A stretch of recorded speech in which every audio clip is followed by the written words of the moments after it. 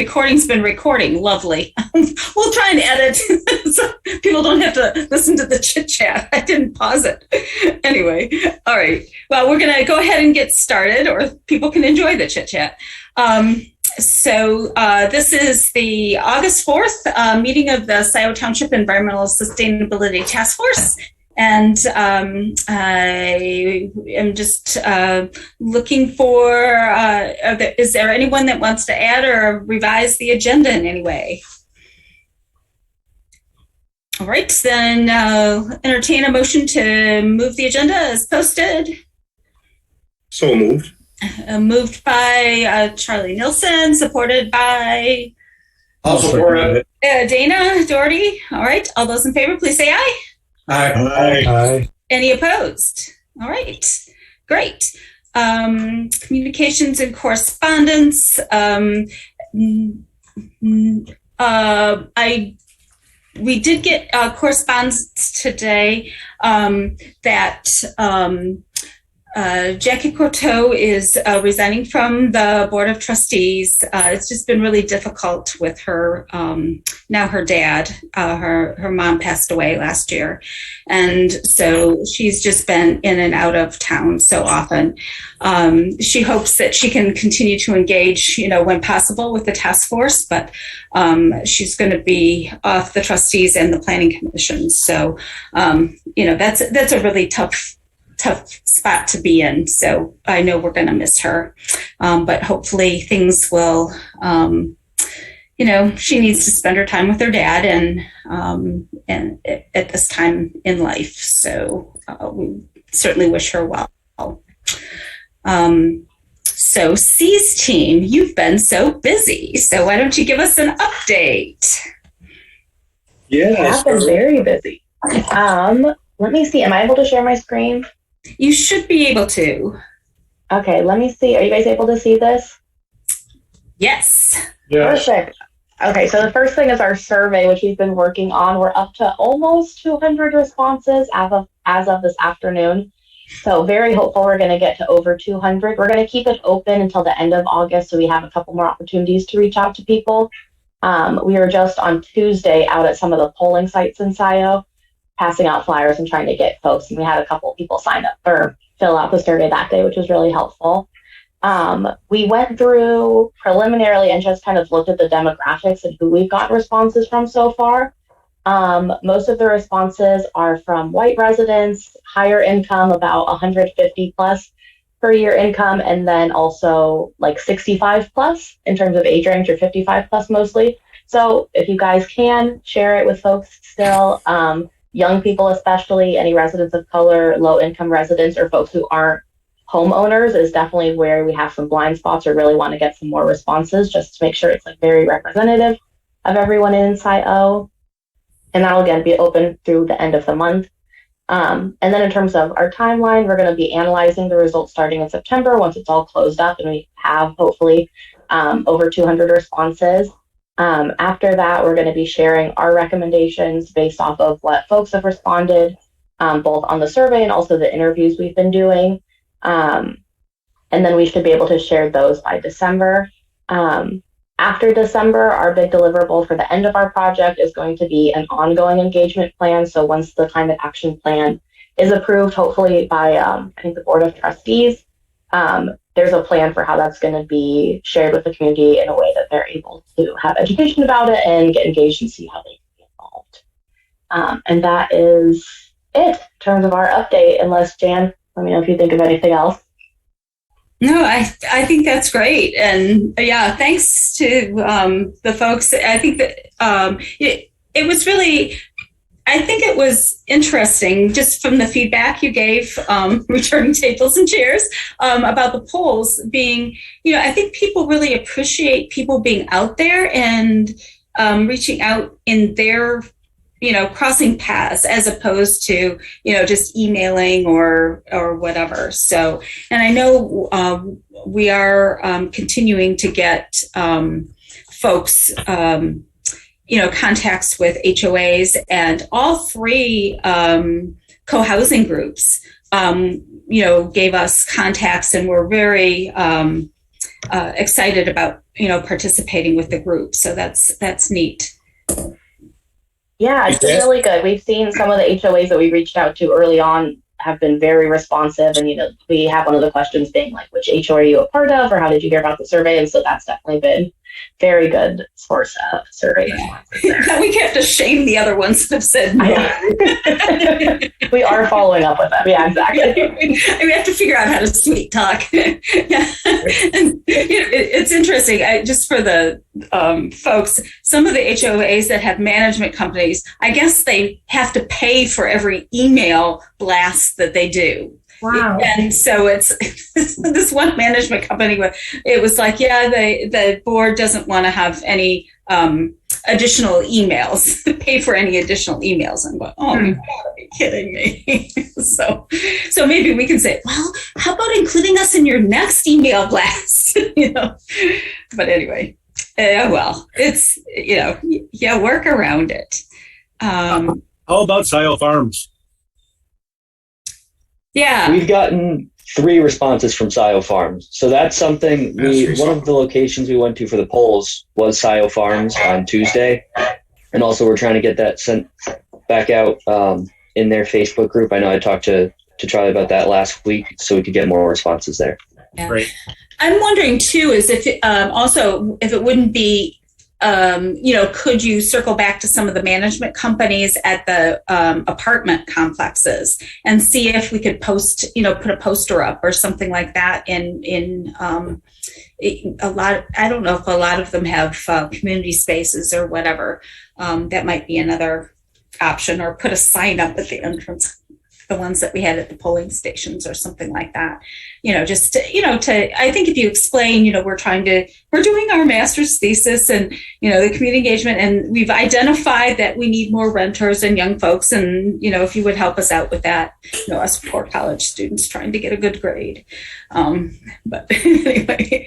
No, yeah, that's definitely our plan. We were planning to have the survey kind of finished sooner, but I think when we realized how few renters and just certain the groups like Scio Farms that we didn't have enough respondents from, we didn't want to close it prematurely. So that's why hopefully if we keep it open and reach out, like you said, Jan, to those specific groups, we'll be able to get a few more responses there. Yeah, learning the sales pitch, right? Yeah. Yeah, that's great. Okay. And all right. Let's see. Then I think that makes sense because we still have, that time, in the fall and so forth to, that's a little slush period, if you will. All right. And then I just wanted to say, I think everyone heard, we emailed out that the trustees did approve. The only thing they took out was the draft, right? The climate emergency. And the other thing that I was really happy about is they do want to, as the plan moves through, they also said they did want to approve it. And they wanted to have perhaps a working session.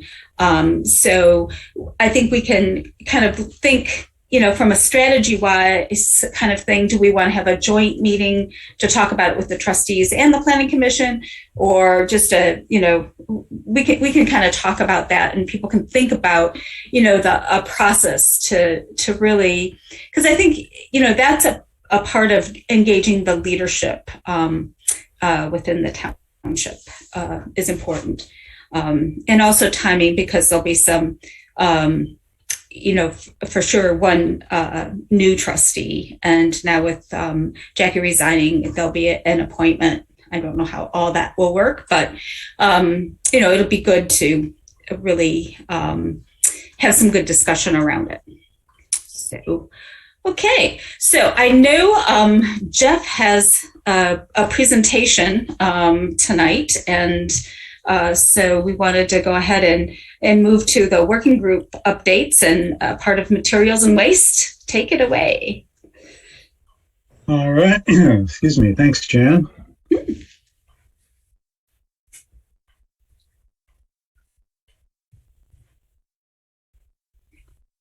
There we go. Right. So as Jen mentioned, our group has been working on ways to help encourage composting in the township. And one of the things that I did a couple of years ago was take the Michigan Master Composter program. And I was thinking we could apply some ideas.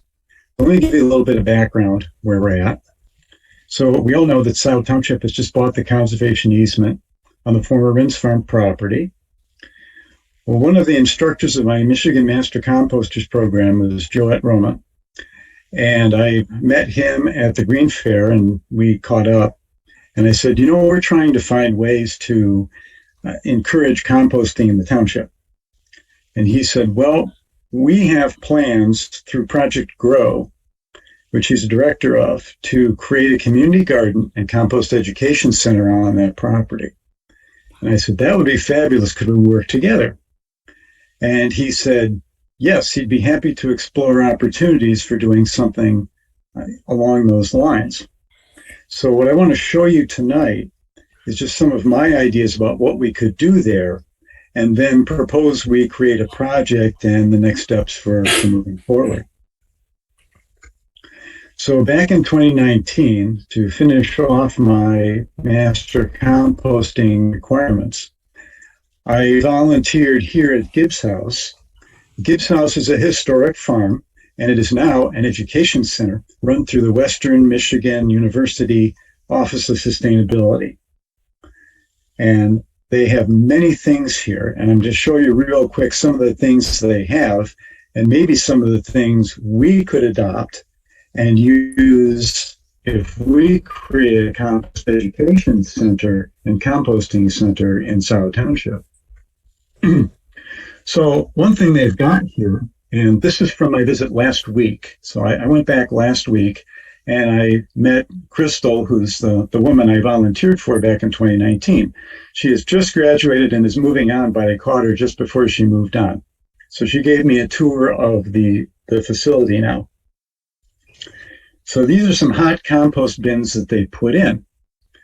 And what they do here is they take food waste from the WMU cafeterias and they mix it with wood chips and they put it in here and they let it cook away.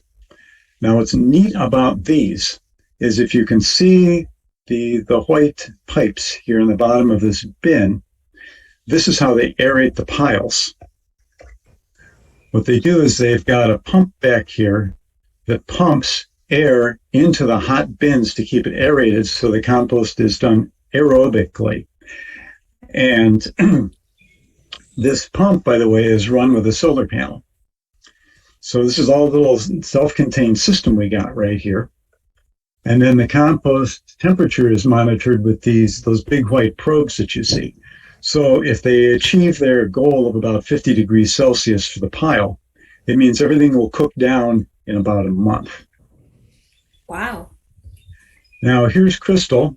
She took some of the finished compost and she just runs it through this tumbler. And that screens out any stones that are in there or any large pieces that haven't broken down yet. And then what falls into the wheelbarrow below is the compost that they put in their gardens. So you can see right behind her is their hothouse. And they grow peppers and tomatoes and other things in there. And they have many outdoor vegetable gardens and fields as well. And they use the compost in these beds. They also have what you would call the unmanaged, unattended compost piles. And what they do is they dump anything they don't want here. So these are weeds. This is just, they've cleared something and they want to dump it all there and they just let nature take its course and break down. You still get good compost out of this. It just takes a little longer. But what's also interesting is that things start growing out of the piles. So looking on the left here, these are pumpkins. They grow pumpkin seeds got in there, and now they've got some extra pumpkin plants growing in there. This is a Hugelkultur tree growing out of the compost. They just think that's interesting, or monitoring it and watching it. So do this. We, in fact, when I used the raw compost piles to fill some beds. And I can show you that right now. So here's one of the things I did. What can you do with this compost? Here's me in 2019 building a bed. And when it was done, we built this out of scrap lumber, put the cardboard on the bottom as wheat block, and then we filled it with that compost. This is that same bed today. And over here on the right, it is growing horseradish. And over here on the left are strawberries. So they plant all kinds of experimental things here, and they just kind of see how things grow. And they've got all different methods of growing things. And this is one way. We built these beds, contained beds, and filled them with the compost and soil, and they're growing them.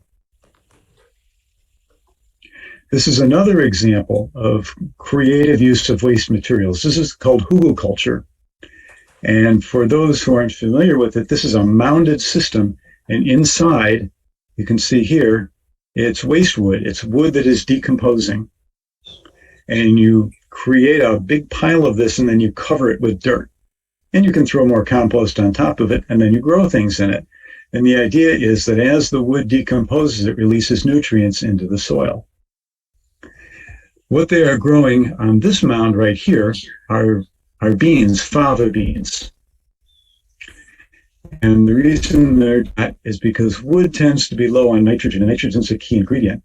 So the beans are nitrogen fixers. So it's a good fit for something you want to grow on a mound like this. But you can grow corn, you can grow other things. It just happens right now that this one they're using for beans. So we've got waste wood, got scrap wood. As long as it's not treated, then you can pile it up and, again, just let things cook down and release nutrients and grow things with it. Now, in addition to their vegetable gardens, they have what's called a food forest there, and that's a contained area. It's fenced off, but they grow just all kinds of mixed things here. And if you get a chance to go up to Kalamazoo, it's worth wandering around this food forest. It is full of different kinds of trees and berry bushes. This is a black raspberry bush they're growing, and it is just prolific, kicking out the stuff here. This is an apple tree. They grow several different kinds of apples here. There's Crystal showing me this enormous apple tree they got going here. And you can see just in the background all kinds of other things they're growing. This is a chestnut tree. This is apparently a fairly rare tree these days. And it takes a little while to harvest this type of chestnut. But that's one of the things they harvest here. And then they serve this in the cafeterias. They serve the berries go here. They grow garlic, all kinds of things. So they use the compost that comes from the food waste, and then they harvest from the food forest and they put it back in the cafeteria. So that's all pretty neat. Project Grow has community gardens. They're a nonprofit organization, and they have community gardens all over the area. This is a photo from their Facebook page, and this is what they've got going at County Farm Park. And what they do is they make underdeveloped space available for people to basically get garden plots and grow things. So here they have some raised beds. They have raised beds available, or you can just get a plot of dirt and grow something on your plot of dirt. They have certain rules about how often you have to maintain it and such, but they make this available. And they want to do the same kind of thing on the new conserved property they've got on the Renz farm. And so Joette said, hey, you guys want to do something out there? Great, let's work together. So what I'm proposing here to this group is that if we like this idea and we want to make it happen, because we want to do this as a township thing, then we should get approval from the Board of Trustees and say, hey, we want to do this project. Is it okay to go ahead? Assuming they say it's okay, I get back in touch with Project Grow and create a formal proposal to work with them to create a compost education center. So we could do some of the things I just showed you, and we can have people learn from our Michigan master composters about how to either do this as part of their garden plot or do it in their backyards at home, just to educate people about how they can compost more. And given that we don't compost hardly anything, I mean, we don't do anything as a township. If we compost in the township right now, it's from people either taking their stuff to a commercial composting center or they're just doing it by themselves in their backyard. And it would be great, since compost is 1/3 of the municipal waste stream, it would be great to capture a lot of that waste that's going to the landfill right now and redirect it and teach people how to use it and turn it back into useful dirt. So assuming we can create something with Project Grow, then we would need a team to oversee the planning and implementation of the project. So work with Project Grow on that. And then once that's in place, we invite the township residents, hey, come out here, learn about composting, bring some food waste to add to our piles, and maybe they'd be interested in picking up a garden plot in the new property. So that's what I'm thinking about doing. Questions, discussions?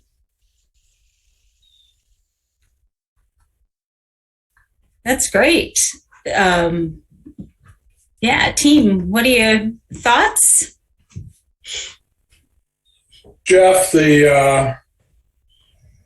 what's the practicality of the community food waste, particularly from a carbon standpoint? It doesn't make sense to drive very far to take your food waste to a community compost center. I don't know that I would agree with that statement. Certainly, it might be possible for us to set up a collection. We could do either something that's formally approved by the board or an informal, say a curbside pickup, or people can just bring it to, Liberty and Wagner's not that far away. And you can save up a bin full of food waste and then bring it there and dump it. I think the benefits gained from composting food waste will far outweigh if it breaks down in a landfill, it's not doing anybody any good. And while it's breaking down, it's releasing greenhouse gases. So I think the benefits of bringing it here and turning it back into dirt far outweigh any little bit of gasoline we might be burning.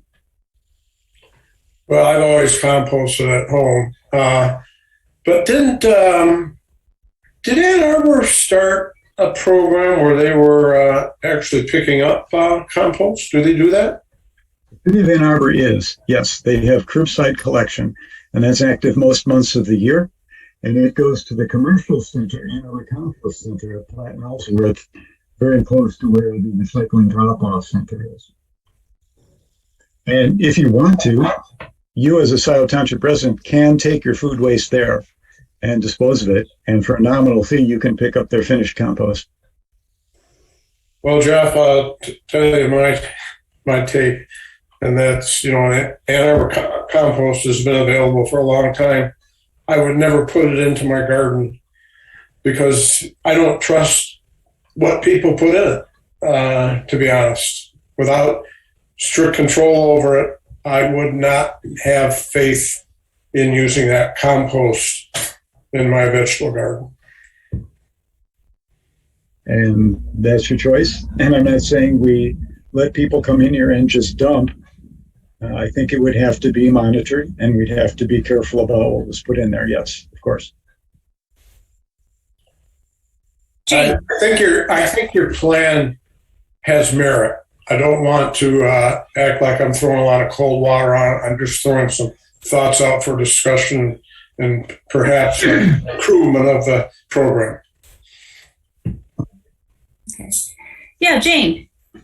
So Jeff, I think this is a really great start. I think it is a real strength that we've got a well-established model in the area. A couple thoughts about maybe the process of how we move forward. I think it's really important to engage with the Land Preservation Commission. They've been the primary interface in securing the easement, and then the final, I'll use the word arrangements for the Renz property, and through them engaging with the farmer, so that there's a real sense of we've got an important partner at the LPC, the farmer's on board, we really want to build up that goodwill and have that farmer fully engaged in the process. So I think there's important partnerships to work on at both the Planning Commission and, in this case, very much the Land Preservation Commission. But I think the fact that County Farm Park is an example of those gardens is really interesting. You know, that's a great reference point. Some of the people that live in the denser neighborhoods, especially Scio Farms, around Scio Ridge Road, they might really appreciate a community garden plot, especially both the plot, but the community aspect of that. And I guess the other thought on my part, and it builds a little on what Dana's saying, this has to move in parallel with a lot of community education to really sort of get folks up a learning curve, help them see how this is part of a climate response, how this builds some resilience in the community. Can't disagree with that. Yeah, I think that's a good point, Jane. I want to add a couple of other potential pieces here. One, WISD is right across the street. And they have reached out and are trying to, they have a lot of pathways on their campus, and they're trying to create a pathway back into the Scio Ridge. And I'm just thinking, you've got a lot of food waste at any school, and they also don't have the ability to really, I think they've tried some gardens, but having like a partner like Project Grow and so forth be so close, I think there could be some real support, I think, for something like that. The other opportunity, and this is, we don't know if this is going to come to pass or not, but before the Planning Commission right now at the corner of Liberty and Wagner is a proposal for a rental community that would be a very high density but very well designed rental community. And having something like this, within walking distance of a very dense community would be really cool. And I think they are exploring some rent control, in that development too. So I see this has a huge potential. The other thing is the education, Jeff. A lot of Scio residents have plenty of space to do their own composting, are doing their, this could, promote gardening and composting and all those things as an education center for the community. So I think this has, sort of unlimited potential. Well, I agree with you. And I guess I should point out, Project Grow wants to do this anyway. So they're going to put a community composting education center in there if they activate their plan, and I'm sure they're working with the owners of the property. I know they have been talking with the new farmers, and they may have already engaged with the other committees. I didn't dig that deep when I talked to Joette, but I know they want to do that, so we would be piggybacking. Mm-hmm. We would be working with them to be a part of it. So I think since they already want to put it there, that this is a great partnership opportunity we have. Yeah. So I would say let's figure out how we can reach out to the land preservation folks. Jane, can you facilitate that? Who else is anyone here on land preservation? I think Jackie was on. I think it was Jackie. Tim's on there. He's not here tonight, but he is on the Land Preservation Commission. Okay. I'm happy to put it. And, the connection with TAP is important too, with that. Yeah, with the pathways and so forth. So, I'd like to start with those groups, Jeff, and maybe even if you can work with Project Grow and see what they've done with land preservation, and then just see how we can tie it together and maybe have, this task force and land preservation and TAP kind of get together on the potential for what can happen, with this site, and see if there's a way to, build support before it even goes to the trustees. Right. And so a couple practical next steps toward that end could be, Jeff, possibly you and someone from Project Grow, and Jan, myself, maybe someone else from this task force. We ought to get on the agenda for LPC so that the whole LPC is aware of this, engaged. And then maybe especially if there's some traction around what Jan is talking about and some kind of pathway that WISD might be thinking about over to Scio Ridge. That impresses me, Jan, is again, get TAP involved. Get on the agenda, present the idea, build up support, enthusiasm. And then what I could envision as the step after that is an outcome of those two meeting agenda items could be identifying someone to work with from LPC, identify someone to work with from TAP, and then that could become sort of a small team to really move this forward.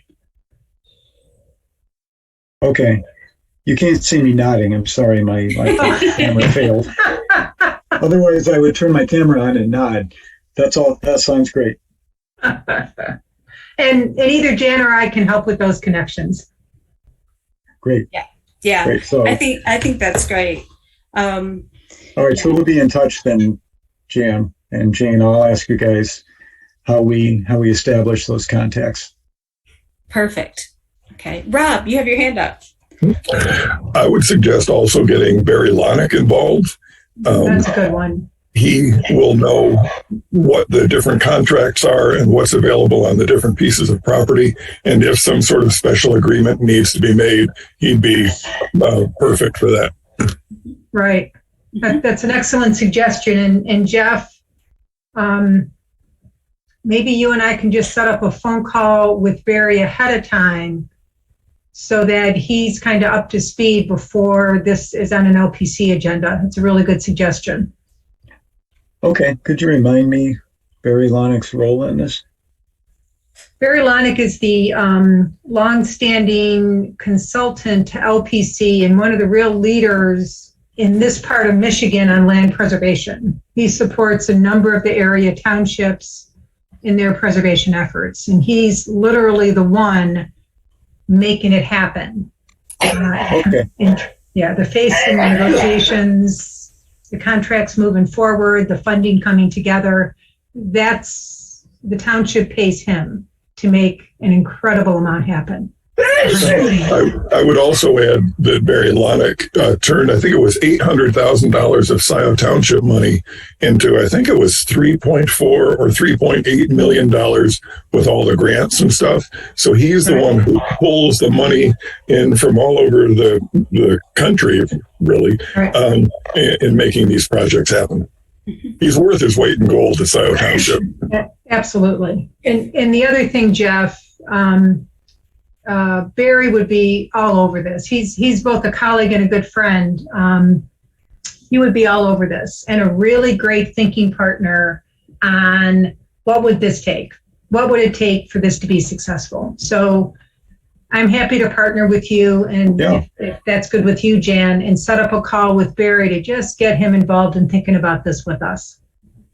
Yeah, I think that would be great. And then when it moves far enough along that it's happening, then we can maybe tap in with WISD, because I think it needs to be, a pretty much go before we, start engaging that one. The last thing I'll say about this is, and again, I didn't stay really close to this all the way till the end, but once you get federal money involved, and that is the case here, you bump into some serious constraints. Now, I don't know that we'll bump into anything, but if we do, that tends to be a mountain, speaking from a pathway point of view. So just a small heads up.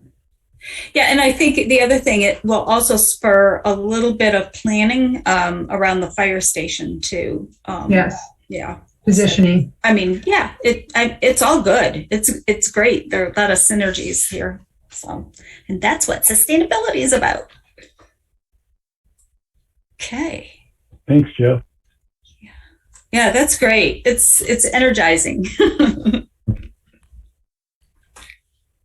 All right. Yeah, energy and buildings. Steve, did you want to maybe talk a little bit about what you've been up to with Township Hall? Sure. Yeah, the lighting retrofit has been completed. It looks great. It's a lot brighter without being overbearing. The guys from Huron Valley Electric were great working with our employees putting that in, and then Caleb Klein was very helpful in looking over our entire HVAC system and control system and optimizing some parameters. We do have an issue. We have to either get a license for the software in our system or go to a different controlling software that's compatible with our system for us to have more control over it internally. But really, our buildings ours are so set that we shouldn't be changing that back and forth too much anyway. But, we did find that some of our thermostats, most of them in the newer part of the building were off on their readings. So Caleb adjusted those and we made adjustment to the hours and temperatures. So I guess it'd probably be good to have a look back in a year and see what kind of savings we've seen over the seasons. And, Jenny did a great job with the grants, and everything's been paid. I believe we're complete. We're in good standing with all parties involved. And it was a very, very good project.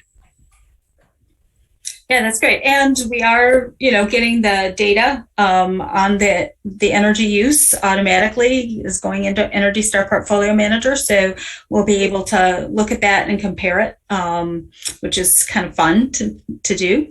And then also we have the plans then, a lot of discussion about, if we're going to decarbonize and shift to all electric systems. So we have a lot of discussion ahead that we see. Yeah. Yes, we do. Yeah.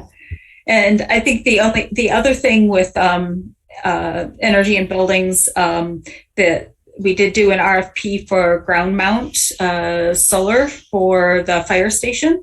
And there are actually two separate systems because there are 2 meters there, one for the sheriff's offices and one for the fire department. And so we'll see how that RFP comes back. And I'm really happy the township was willing, along with the Humane Society, to be sort of guinea pigs for an RFP that the 2030 district can use and make available to institutional and commercial entities who are interested in getting bids for solar. We're trying to figure out, and this is working with the city of Ann Arbor Solarize as well, to make it easier for commercial buildings and institutional buildings to do solar. Because it was like, well, who can write our RFP? We have to get bids, to show the board or whoever. And so we're hoping that this will facilitate more solar. And I see Andy's here. I didn't notice that. Yeah, I should have had you talk about it. And then Jane, do you want to talk a little bit about your Solarize? And Andy may be interested in the Solarize piece too. This is the residential Solarize. Yeah. Sure. Let me get that back in the front of my brain. This is where this really originated in the neighborhood I live in. Had 2 neighbors very keen to do solar.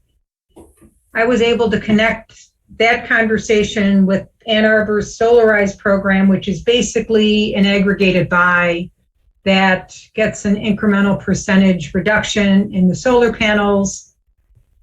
the way that process works is you get ideally up toward 40, 50 neighbor homeowners together from anywhere in Washtenaw County. The Ann Arbor program will cover anyone in Washtenaw County.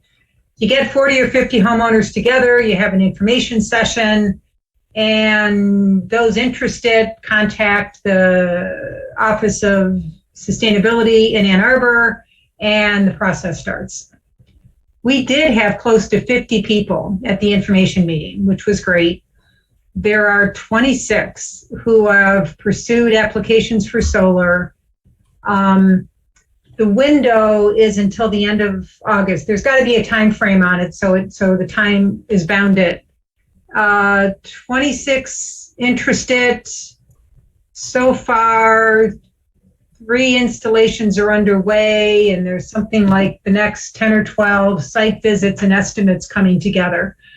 So the hope is that this continues to look and be very successful. We use the Township newsletter to really share a very positive story about it, and then hopefully we replicate another information session and duplicate the process. Some houses will be, and lots will be very suited for solar, some will not. Ours, for example, does not. It's really interesting. For as much as we'd like to do solar, and we've already done geothermal, we could get very close to net zero. We've got a roof that is primarily east and west facing, and you really want a southern exposure. And then you really want that to be free from any shading from trees and the like. So there's actually, oh man, I'd have to dig my notes out, which are somewhere. There's actually a Google program you can look into to get an initial solar assessment of your property. So for our property, just to give you an example, what we would be considering, and we're not inclined toward this, is a ground-mounted system out in a meadow that we have, and we're not really keen on doing that. And again, just to offer a broader perspective from this example, the homeowner association in this neighborhood is not sure they're keen on ground-mounted systems. But in the one discussion we did have at the board, they're very enthused to support solar on rooftops. There's more of a conversation that would need to play out in terms of ground-mounted systems. So that's where that stands. Mm-hmm. Great. Thank you. And the Ann Arbor Solarized program, they have, specifically said that they will support it throughout Washtenaw County. So that's something that, this group can also help, with the education and outreach and try and connect people doing that. So I think that's great. And we need to, sort of publicize it a little bit too. Right. The one thing I would say to this group is if anybody here were aware of a neighbor, a colleague, a friend who was quite keen to move on solar in a quick time frame, very easy to bring another, why say that? I'd be happy to help get another few folks integrated into this first iteration of Solarizing Scio. That'd be great. Jan, back to the fire station. Yeah. And putting together the RFP. I don't know if you're aware of that or not. Do you know how they determine the capacity, or are they letting the proposed people make a recommendation on capacity? Yeah. And how about storage? Is there a consideration for any storage? I don't know, Andy, if you want to chime in or not, but go ahead. Yeah, so we did a preliminary look at this during the renovation. It actually had one of the companies come out. They took our year's worth of utility bills and did an assessment, and that's where we got our preliminary numbers from. We did not look at storage there either. I think we have 3-phase electricity on the fire side, which made that difficult. Okay, thank you. Yeah. Yep. And with the RFPs, what I typically provide is a year's worth of electric billing and then also hourly billing. So you get the rate so they know what you're paying, because everybody has a little different rate. And then also hourly, so they can really look at when, where you have your peaks and how that aligns with, solar generation. So they actually do. And there are certain types of, there are only certain types of software that we allow. They do the projection of the production and then the cost and the payback. And there's a financial analysis embedded in these tools and there are only certain tools that they can use for that. Mm-hmm. Okay, so it'll be interesting to see. So yes. Yeah. But it is essentially, solar is at this point kind of a design build. They take full responsibility for the design of the system and the construction of it. Yeah, Steve, did you have something? Nope. Okay. One thing that was a little disappointing is, and we'll have to look at this again, is the trustees did not approve the charging and the electrification of some of the light duty trucks that there was a proposal for. So definitely the mobility group will be, I'm sure, putting some of those goals into the plan. Rob, you had a hand up. Yes, as you were talking about solar being a design build, at the last planning commission meeting, there's a landowner off of Jackson. I can't remember the name of it. They have 4 plots over there, and they're going to build 3 other buildings.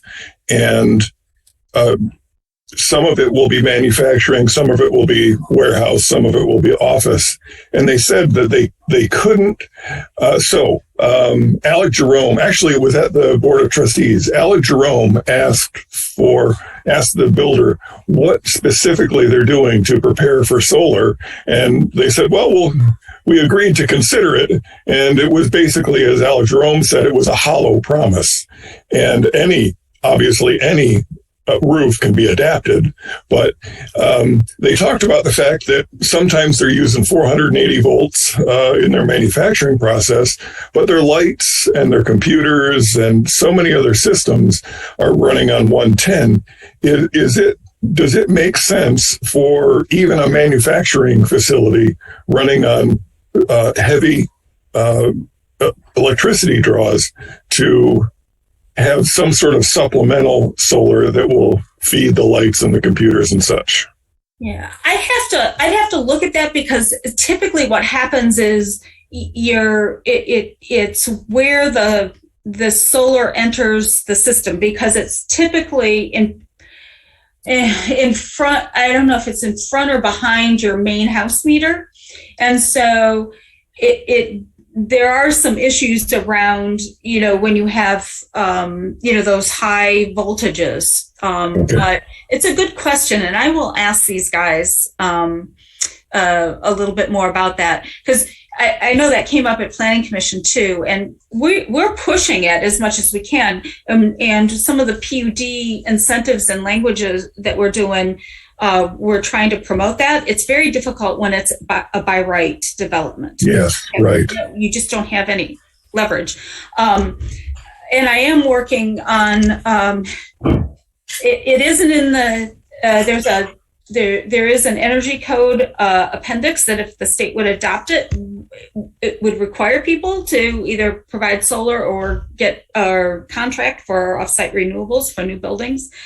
And the city of Ann Arbor has been very good. We actually had a meeting with Jeff Irwin because it's going into, now it's going to go into the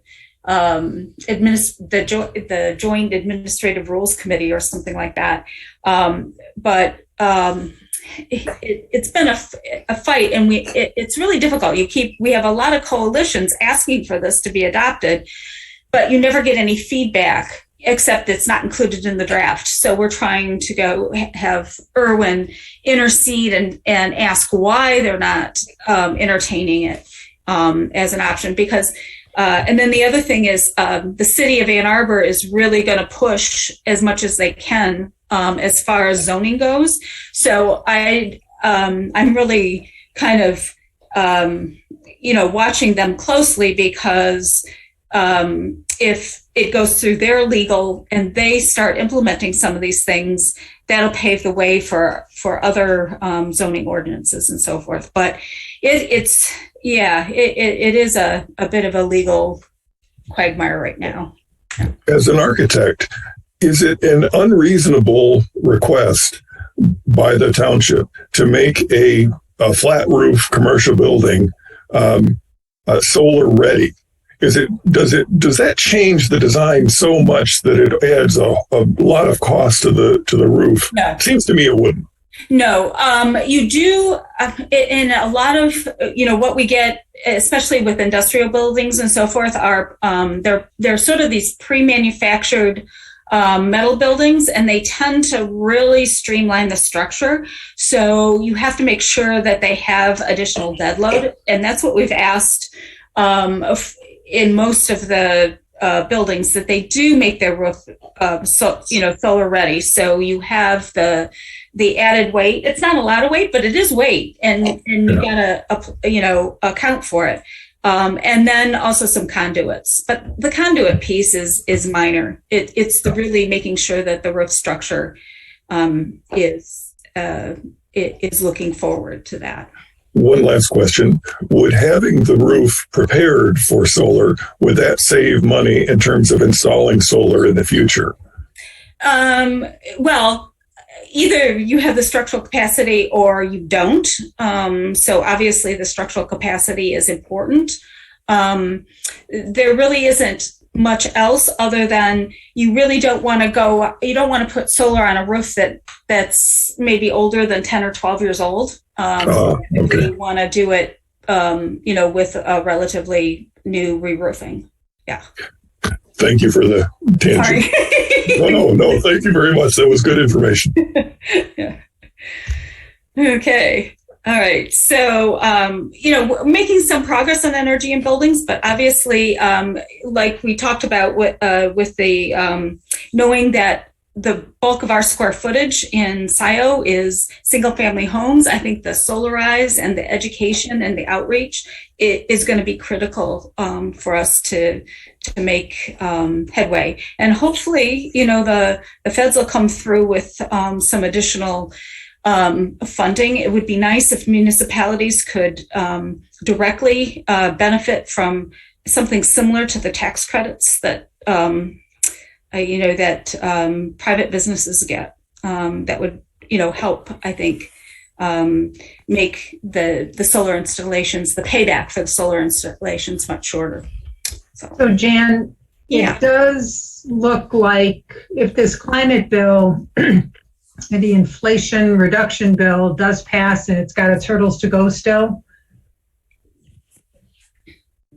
high probability that'll take the solar rebate back to 30%. And what's really great is it's a full 10 years rather than these 3-year increments. And the steps and the whole bit. Yeah. Right. So Exactly. that actually, I think, should inform the timing of when we might try to do a second round of solarize. Because right now it's down to 26%, assuming you have an installation by the end of the year, and then it's down to, I think, 19 or 21%. Yeah. So it's worth waiting until we can get the full 30. Yeah. Agree. Okay. All right. Sorry for taking so much time up with the energy and buildings thing, but transportation and mobility.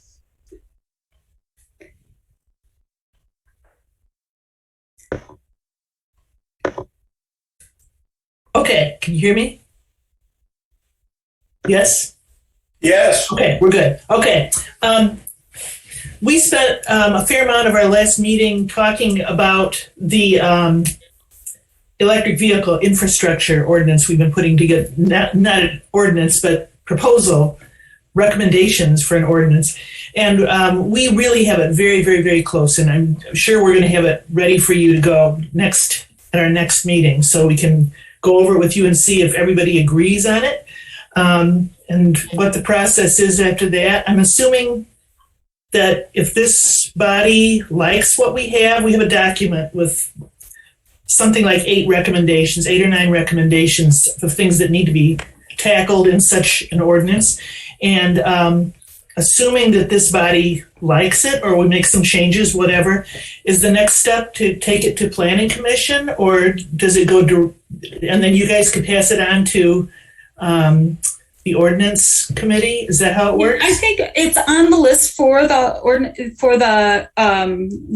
folks that are reviewing the ordinances. So if you, as soon as you have that draft ready, I would actually take it both places.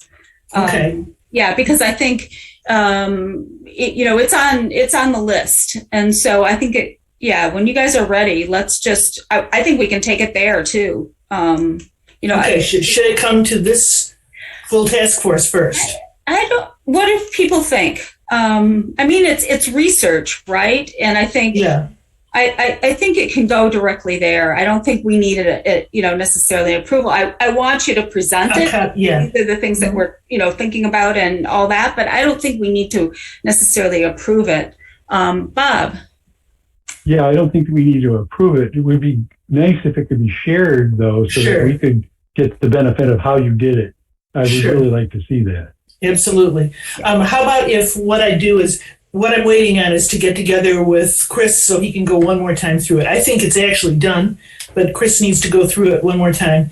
And once he does that, if we have it, should I just forward it as suggested and then copy everybody in this group in on it as well at the same time? Yeah, I think that's great. Yeah, and then we can forward it to that group. Actually, it'll go to Doug Lewan, the planner, because he sort of is pulling the information together. Okay. Okay, so I will take care of that. The other thing we talked about at length is bicycle parking.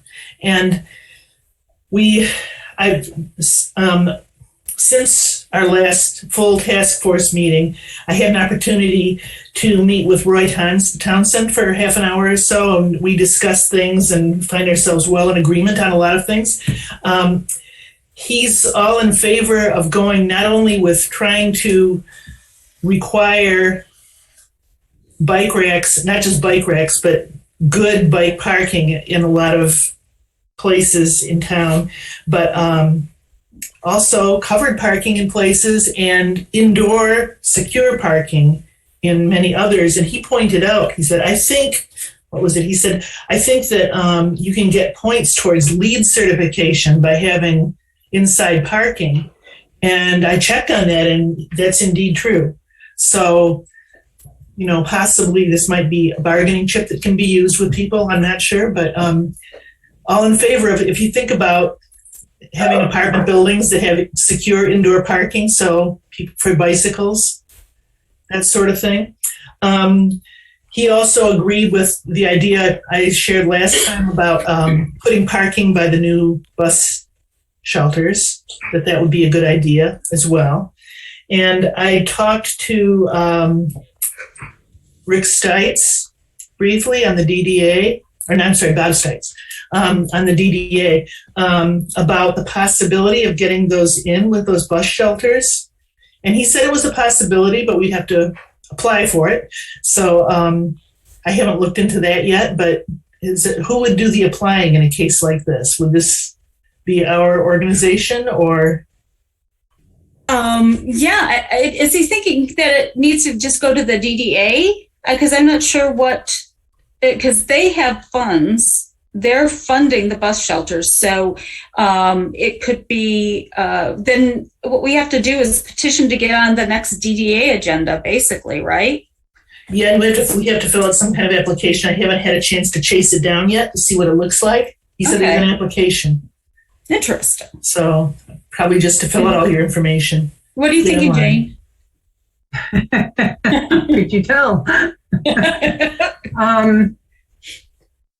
So the two key players of the DDA are Bob Stites, who is the business leader, but also Will Hathaway, the supervisor, I think chairs the DDA. So Jan I could maybe just touch base with Will, make sure he's up to speed on this, And then, like Jan says, I think the next step would be get an agenda item. I think the more this task force goes through agenda items at LPC, TAP, DDA, we're getting ourselves well established. Just showing up builds understanding, buy-in, engagement. So I think it's worth going through the process for the buy-in and the ownership we can come out the other end with. So Kathy, you, Chris, going to a DDA meeting could be a really good next move. Okay. We'll look into that. And again, either Jan or I, well, you're already in touch with Bob Stites, so you don't need an introduction there. But maybe Jan or I can. One of the things that we're minus right now, because we're down a planning commission member, we haven't had. Typically, we have a planning commission member who goes to the DDA meetings. So we'll have, hopefully that's going to be. We're going to get that together soon. Because that person could facilitate that. But I've got to put a call into Bob Stites, because one of my other actions from here was for the students was to get a list of who are the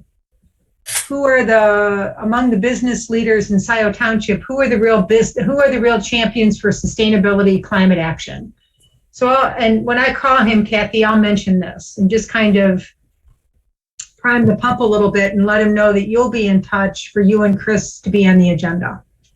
Okay. And then find out what he might have been referring to about an application. And he just said look on our website. It's there. So okay. I'll check. I haven't looked yet. So all right. Well, great. You guys are doing great work. Thank you. Oh, Kathy and Chris are doing incredible work. And the amount of focus, attention, diligence Kathy's bringing to this is just amazing. So, Kathy, hats off to you. Thank you. Yeah. Okay. Resilience and emergency preparedness. Do you guys have any updates that you want to share? So, no, Gerd and I have not met yet recently, and no new updates. Okay. All right. Well, that's great. I mean, that's fine too. I mean, we're really in this time where we're, getting some feedback. So, natural ecosystems and local food systems. Does anyone have anything there? Okay. I want to say that we may have a new task force member. Her name is Mary, and I think it's Eicher. I'm not exactly sure how to pronounce it, but with this network that opened up with the co-housing, she has a public health background and is really interested in the food and doing the health lens with it. So she couldn't come tonight. She's in Canada, but she's been digging into some of the work that we've been doing, and she says she's really impressed with it. And so we're going to talk when she gets back. And she goes, yeah, do you have any grant writers? Because, I'm really into writing grants. And I go, okay, come.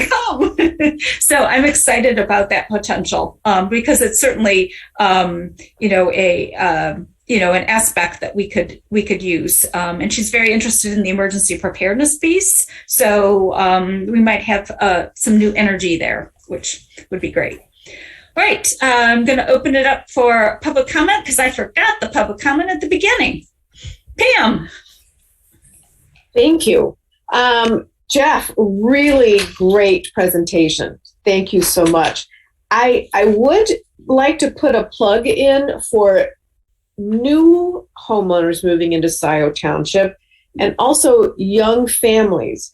One of the things that all across the country we're experiencing right now are higher food prices.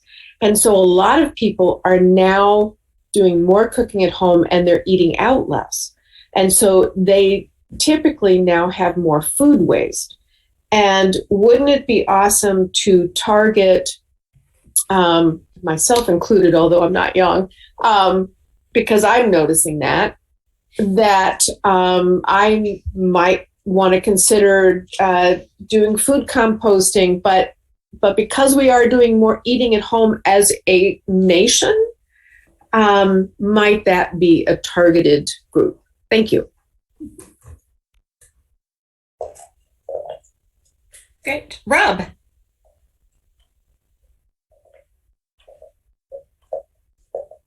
And I coughed just at the wrong moment. Sorry. One last question. The proposal the grant proposal that you did, Jan, for the energy efficiency at Township Hall, that was significant. Can you tell us how much that grant program amounted to? Yeah. Okay. Actually, we went back and got some more money from them. So, you know what? I'd have to dig out those. I have to dig out those actual numbers. But I think it's somewhere around $31,000. Yeah. Yeah. And we also got a grant of $5,000 from the 2030 district to contribute to the work. And I'm trying to think of, That's good enough. Just the ballpark is plenty. But I just want to thank you for getting that program, because that's a great step in the right direction for Scio Township. Oh, thanks. So, Jan, what was the first number? 30,000? Just a second. Let me just pull up so I'm not rattling off numbers. I think it was a little over 31,000. 31. Got it. That's what I thought. Yeah. And Steve and I still have to buy the light bulbs to finish it out. But that's and I think we'll have because we found out some of the grant money that we had budgeted was going to the controls contractor, and that work ended up being in a contract. So we have $1,200 to buy some light bulbs with. So I'll be getting with you on that. I wanted to wait until after the election, Steve. Yeah. Okay. So then any other comments? Alrighty. Then approval of the minutes. Dear Kathy, thank you. And we just I'll move to approve them. Okay. Moved by Dana, support from Bob. Any other comments? All right. All those in favor, please say aye. Aye. Any opposed? All right. Thank you. And yeah, if you will email the whole group that's missing from the posting, I'll ask Christy to, post them all. So that'll be great. And we'll be up. Okay. Announcements. Yes, I've got something very brief since we're running a little overtime here, Jan. But yes, our materials and waste group is pretty excited about it, so I got to say it. But we did hear back from Recycle Ann Arbor. It was Brian Weiner, who you remember did the presentation for us last winter. And he gave us an outline of a proposal and a price range. He really covered everything that we discussed in the discussion with him, myself, and Jeff. And the price is well within our budget. So I have asked him to actually put that in paper, something that we can take to Warma, get their opinion on it. I suspect they're going to like it too. And if so, then we'll have an actionable item that we can take to the Board of Trustees. Oh, cool. Neat. Wonderful. All right. So, and the other announcement was I got contacted by Diane Ratkovich, who is the supervisor of Dexter Township, and they were interested in what we were doing around sustainability, how we were doing it, and so forth. And I think she's probably going to get in touch with some folks from materials and waste. She was going to look at some things. She goes, "Oh my goodness, you're doing so much. We were, just wondering around recycling." But anyway, they're also joining the 2030 district and are going to start benchmarking their facilities and possibly doing an energy audit through the 2030 district. So, what we're doing, folks. I'm hoping, thanks to Kathy and the other groups, as we document and we're able to share, I'm hoping that other townships will get inspired and do similar things. And yes, Jeff. Yeah, as long as we were talking about Dexter Township, I just wanted to throw out there that Michelle, the Dexter Township clerk, is once again collecting styrofoam and plastic bags at the Township Hall on North Territorial Road on Sundays. Yep. Yeah, and she is doing it. It's like, yeah, could definitely use some support there too. So Jeff, can you email that to me, that information to me, and I'll put it in the newsletter? Yeah, sure. Absolutely. Thank you. I appreciate it. Okay, great. All right, any other announcements? Well, thank you for your extra time this evening, everyone. And C's team, we're going to be, I think, September, it's going to be September when we get together next. That seems awesome. And really looking forward to pulling together and, helping to, kind of write in more detail our proposed plan. The other thing that's going to be really nice is the county plan will be, their draft plan with more detail is going to be out. So we're going to be able to really look at alignment and so forth with that. So I think, the product will be really powerful. And thank you, everyone, for all the time and effort you've put into this. So, hey, enjoy the rest of the summer, and we'll look forward to an exhilarating fall. Right. Thank you. Have a good night. Thank you, Jan, for all your leadership on this. Thank you. Okay, take care. Good night.